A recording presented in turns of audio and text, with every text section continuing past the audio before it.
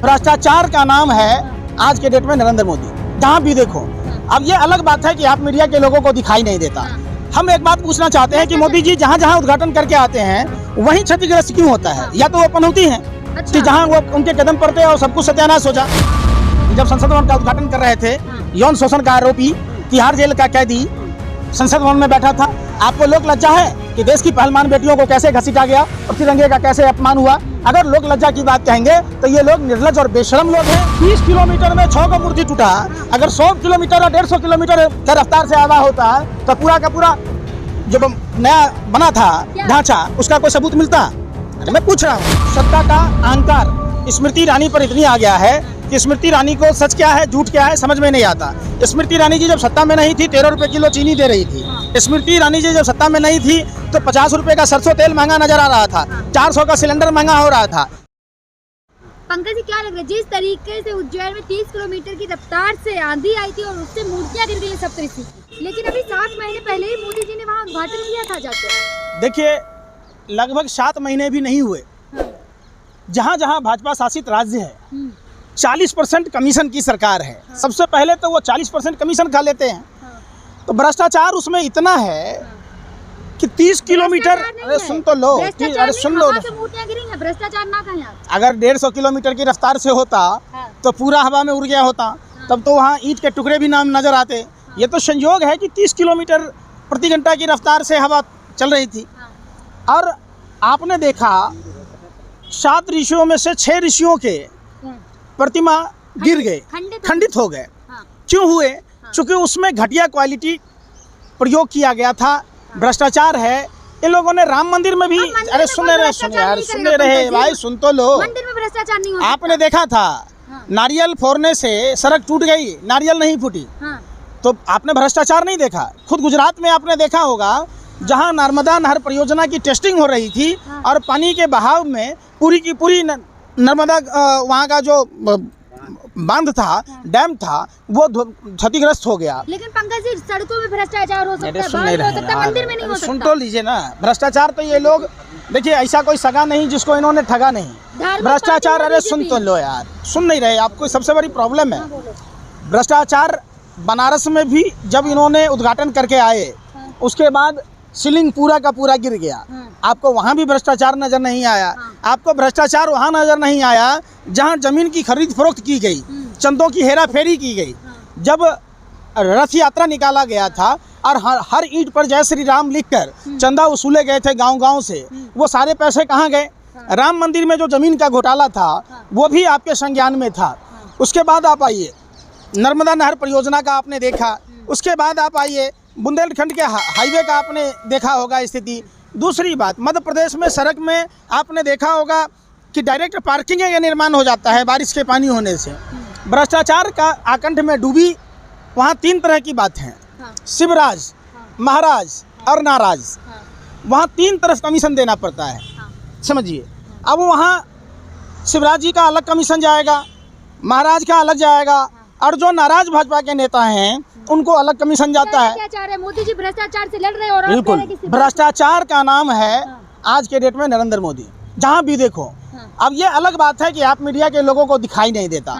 हम एक बात पूछना चाहते हैं कि मोदी जी जहाँ जहाँ उद्घाटन करके आते हैं वहीं क्षतिग्रस्त क्यों होता है? या तो वो पनौती है कि जहाँ वो उनके कदम पड़ते हैं और सब कुछ सत्यानाश हो जा।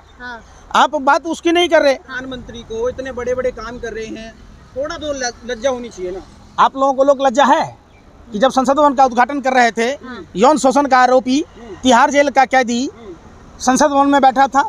आपको लोग लज्जा है कि देश की पहलवान बेटियों को कैसे घसीटा गया और तिरंगे का कैसे अपमान हुआ? अगर लोग लज्जा की बात कहेंगे तो ये लोग निर्लज और बेशरम लोग हैं, और ये लोग हर जगह अपना कमीशन ढूंढते हैं। देश की बहन बेटियों को जिसने तिरंगे का मान सम्मान बढ़ाया, उसको किस तरीके से बुरा बर्ताव किया गया? और फिर वही बात फिर मैं कह रहा हूँ, बात उज्जैन, जहाँ नारी की पूजा होती है वहाँ देवताओं का वास होता है। जहाँ नारियों का अपमान होता है वहाँ राक्षसों का वास होता है। आप बता दो कि राक्षसों का वास हो रहा है कि देवताओं का वास है? आप बताओ। जब मोदी जी ने उद्घाटन किया था, आपने देखा था ना किस तरीके से चल रहे थे मोदी जी वहाँ, और शिवलिंग किस तरीके से दिखाई गई थी। बस यही देखते रहते हैं आप कि मोदी जी कैसे क्या खाना खाते हैं, तोता मोर को कैसे नचाते हैं। अरे कभी पोता पोती को खिलाते हुए भी दिखवा दीजिए।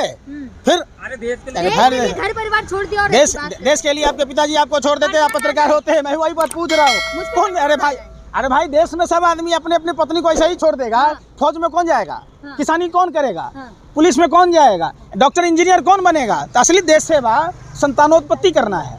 जब तक आप वंश वृद्धि नहीं करेंगे, किसी भी देश की ताकत उसकी जनसंख्या होती है। तो जब अरे भाई फिर उसमें उज्जैन में जो तूफान आया उसके बाद कल राहुल गांधी ने ऐलान कर दिया 150 सीट। देखिए हाँ, भगवान भी नाराज हैं इनसे। हाँ।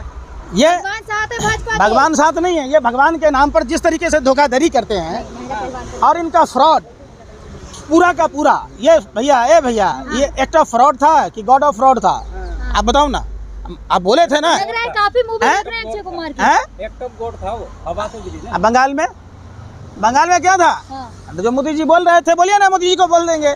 ये भ्रष्टाचार का भाव नहीं बोल पाते हैं, हाँ। और ये फ्रॉड का एफ नहीं बोल पाते, फॉ नहीं बोल पाते। इतना बड़ा फ्रॉड महाकाल के दरबार में इन्होंने किया। देखिए अकाल मृत्यु वो मरे जो काम करे चंडाल का, काल उसका क्या करे जो भक्त हो भोलेनाथ महाकाल का। हाँ, किसकी तो तरफ है? मैं अपनी बात कह रहा हूँ, डरने की बात नहीं है। इन्होंने महाकाल के साथ फ्रॉड किया है, राम मंदिर में तो फ्रॉड किया ही था, अब ये महाकाल के दरबार में भी फ्रॉड किया है, अरे! हिंदुस्तान की आवाम के साथ फ्रॉड किया है।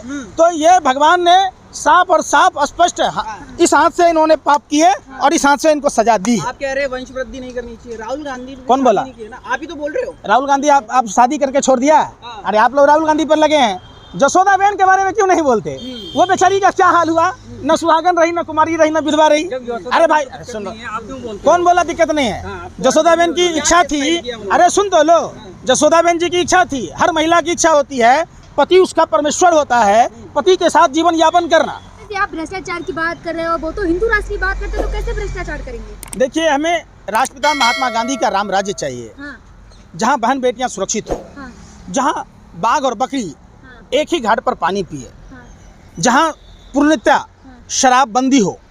तो बाबा बागेश्वर से कहिए कि मध्य प्रदेश में शराबबंदी लागू करवाएं। अरे सुन ले गुजरात रहे की तरह हर जगह शराबबंदी हो जाए जैसे गुजरात में है। बेतुका सवाल है। जिस गुजरात में शराबबंदी है वहाँ बार बार जहरीली शराब पीने से लोगों की आंखों की रोशनियाँ चली जाती है, किडनियाँ फेल हो जाता है, कितने लोग मर गए, उन मृतक के परिवारों को आज तक कुछ भी नहीं मिला, तो उस पर आपका ध्यान ही नहीं जाता। शराबबंदी है ना। तो जहरीली शराब लट्ठा गांव में कैसे हुआ, राजौत गांव में कैसे हुआ, हाँ। आप बता दीजिए कहाँ से आया शराब? चलिए एक नया मसला सामने आया है, बागेश्वर बाबा का बयान अभी गुजरात से बोले, हिंदुस्तान को छोड़ो पाकिस्तान को भी हिंदू राष्ट्र बनाएंगे, क्या समर्थन में है आप इसके?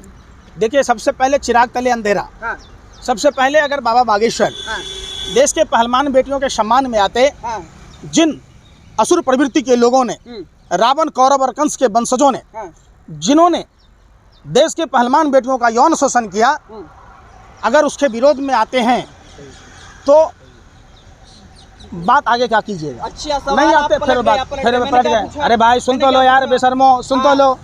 नारी सम्मान में हाँ। हमेशा साधु संत खड़े रहे हैं, हाँ। मानव कल्याण में हाँ। हमेशा हाँ। साधु संत खड़े रहे वो हैं। सम्मान तो वो साधु हो ही नहीं सकता जो देश के बहन बेटियों के यौन शोषण करने वाले आरोपी का विरोध ना करें। मोदी जी अयोध्या के भी 11 लाख सुन नहीं रहे ना, सुन ही नहीं रहे, शरण में है। आप सुन ही नहीं रहे, तो जाइए ना वहीं पर। हाँ। आप भी महिला हैं, हाँ। अगर आपके साथ भी यही तरह का यौन शोषण हुआ होता फिर पर्सनल, फिर भी आप कहते हैं कि 12 लाख आ रहा है देश में। अरे भाई सुनो, अरे बेशर्मो सुन तो लो, देश में कितने साधु संत हैं? दावा तो कर अरे रहे भाई हैं। दावा आप क्या बोल रहे हैं? तो ढाक, जैसे उन्होंने 15 लाख देने की बात कही, वैसा ही 11 लाख साधु आने की बात कही है। यज्ञ करेंगे इनको नहीं पता है ना, जैसे अरे भाई पूरे भाजपा आरएसएस में शून्य कितने होते हैं और शून्य की क्या वैल्यू है इसका पता ही नहीं है किसी को नहीं। वो तो ये भी बोले को चेंज कर देंगे, ब्रिजभूषण सिंह। ब्रजभूषण शरण सिंह देश है, हाँ।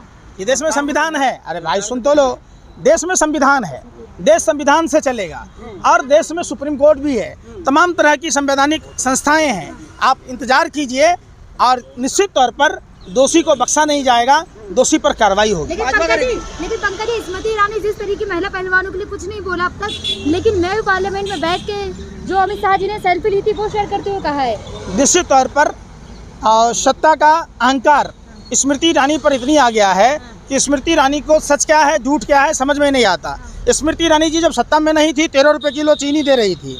स्मृति ईरानी जी जब सत्ता में नहीं थी तो 50 रुपये का सरसों तेल महंगा नजर आ रहा था, 400 का सिलेंडर महंगा हो रहा था। उस समय स्मृति ईरानी जी बोल रही थी कि भाई आपको चीनी कितने में मिलता है, 40 रुपये, हमारी सरकार आने दीजिए 13 रुपये मिलेगा।